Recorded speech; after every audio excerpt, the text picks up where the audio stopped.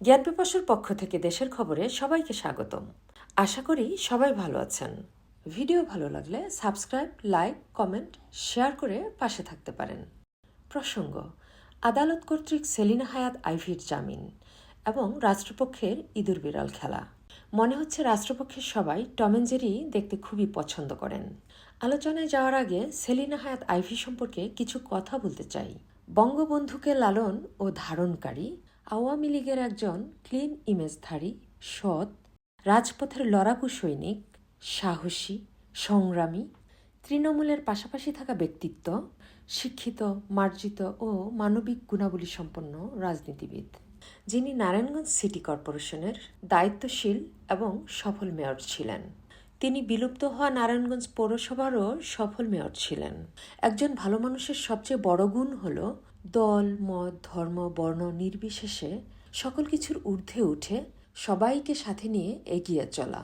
তো অনেকেই মনে করেন আইভীর মধ্যে সেই সব গুণগুলো ছিল, যা বর্তমানে সকল রাজনীতিবিদদের মধ্যে সচরাচর দেখতে পাওয়া যায় না।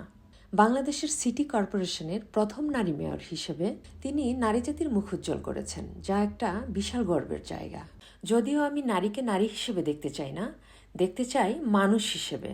তারপরও নারীকে নারী বলে নারী জাতিকে উদ্বুদ্ধ করতে চাচ্ছি। রাজনীতিবিদের পাশাপাশি উনার আরও একটা বড় পরিচয় আছে। উনি একজন ডাক্তার। 1993 সাল থেকে 95 সালের মধ্যে নারায়ণগঞ্জ ও মিটফোর্ড হাসপাতালে অনারারি চিকিৎসক হিসেবে কাজ করেছেন, যা কিনা জনকল্যাণমূলক, জনসেবামূলক বিশাল একটা কাজ ছিল। একজন উদারপন্থী রাজনীতিবিদের অনেক ভালো কাজকে কয়েক মিনিটে বলা সম্ভব না। একটা দেশের উন্নয়নের জন্য উদারপন্থী রাজনীতি একদমই আবশ্যক।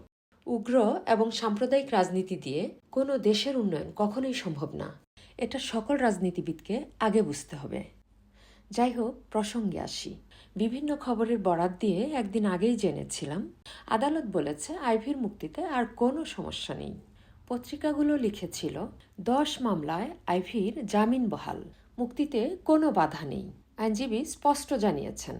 সব সম্ভবের দেশ বাংলাদেশে একদিন পরেই ঘটনাটা পাল্টে গিয়ে হাইকোর্টে আইভীর জামিন স্থগিত চেয়ে রাষ্ট্রপক্ষের আবেদন। ব্যাপারটা তাহলে কি দাঁড়ালো?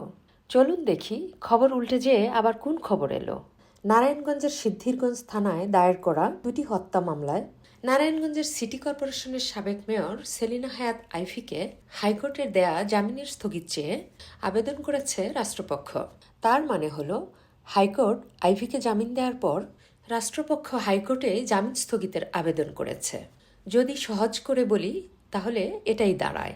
ব্যাপারটা কতটা যুক্তিযুক্ত একটু ভাবলেই বুঝতে আর বাকি থাকে না। এজন্য শুরুতেই বলেছিলাম সরকার আইভীকে নিয়ে টম অ্যান্ড জেরি খেলা শুরু করেছে।